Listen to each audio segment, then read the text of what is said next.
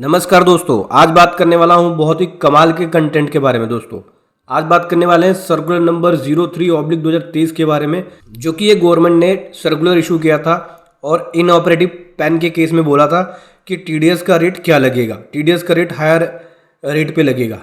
ठीक है, इसके बारे में समझेंगे। साथ ही साथ ये समझेंगे कि बहुत सारे लोग ऐसे हैं जिनका टीडीएस की हैवी डिमांड आ रही है, टीडीएस रिटर्न को रिजेक्ट किया जा रहा है और हैवी डिमांड आ रही है और रीज़न है इनऑपरेटिव पैन। इसके बाद ये भी समझेंगे इनकम टैक्स डिपार्टमेंट ने इसके ऊपर क्या कहा है और हमें क्या एक्शन लेना चाहिए। तो बहुत कुछ सीखने को आपको मिलेगा इस वीडियो के अंदर। चलिए समझेंगे डिटेल में स्टेप बाय स्टेप। उससे पहले बताना चाहूँगा, जो भी भाई बंधु मेरे चैनल पे पहली बार है, इस वीडियो को पहली बार देख रहे हैं, जिन्होंने अभी तक सब्सक्राइब नहीं किया, सब्सक्राइब कर लीजिए। साथ ही साथ बेल आइकन पे भी क्लिक कर लीजिए ताकि इस तरह का कंटेंट आपको मिलता रहे।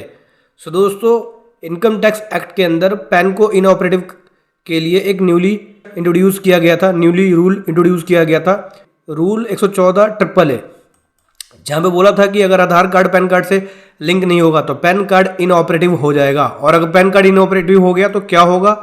देखो, अगर पैन कार्ड इनऑपरेटिव हो गया तो आपको रिफंड नहीं मिलेगा। ठीक है, रिफंड मिलने में प्रॉब्लम होगी। साथ ही साथ पर्सन जिनका टीडीएस काटा जाएगा उसका हायर रेट एप्लीकेबल होगा। ठीक है, जो प्रोविजन है सेक्शन 206AA के अंदर। ठीक है, ये पहले ही गवर्नमेंट ने बता दिया है। तो अगर आपके पास अभी टीडीएस डिमांड की नोटिस आ रही है तो चौंकिए मत, क्योंकि गवर्नमेंट ने पहले ही लॉ के अंदर चेंजेस कर दिया है। अगर पैन कार्ड इनऑपरेटिव होगा तो टीडीएस का हायर रेट एप्लीकेबल हो जाएगा।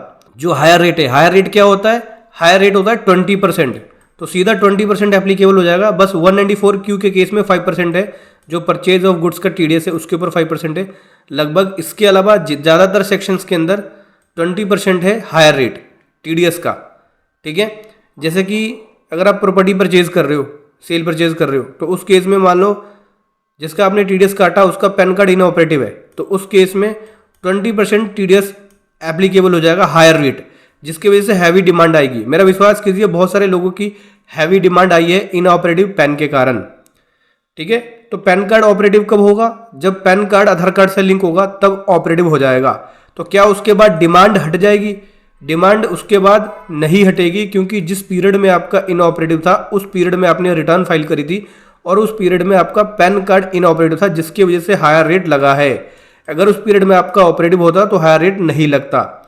इसीलिए आपकी डिमांड नहीं हटेगी अगर पैन कार्ड ऑपरेटिव भी हो जाता है तो।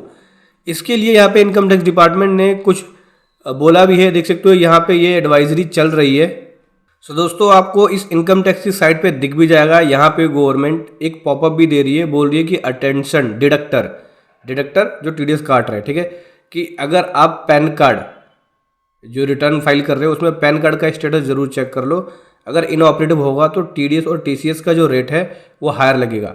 इसके लिए आप सर्कुलर भी देख सकते हैं, सर्कुलर नंबर 03/2023 का। ठीक है, तो साफ साफ ये भी कह रहे हैं इनकम टैक्स डिपार्टमेंट वाले कि आप जब टीडीएस रिटर्न फाइल करते हो तो टीडीएस का स्टेटस चेक करो, नहीं तो उस केस में हायर रेट लग जाएगा टीडीएस का।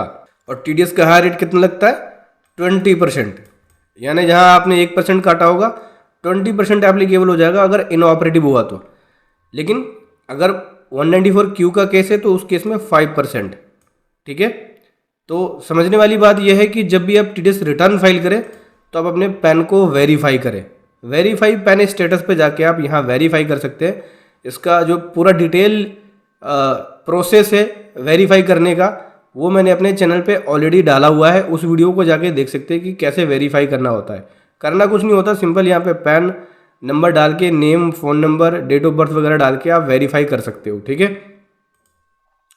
तो यह है गवर्नमेंट का सर्कुलर। जब भी टीडीएस रिटर्न फाइल करो इस पॉइंट को ध्यान में रखो, इस बात को ध्यान में रखो कि अगर इनऑपरेटिव पैन हुआ जिसका आपने टीडीएस काटा है तो वो टीडीएस रिटर्न भी रिजेक्ट होगी, साथ ही साथ डिमांड भी क्रिएट हो जाएगी और हायर टीडीएस रेट एप्लीकेबल हो जाएगा। जैसे मान के चलो कि आपने कॉन्ट्रैक्ट का 1% या 2% टीडीएस काटा और सामने वाली पार्टी का इनऑपरेटिव हो गया पैन, तो उस केस में टीडीएस रेट 20% लग जाएगा, 1 या 2% की जगह पे।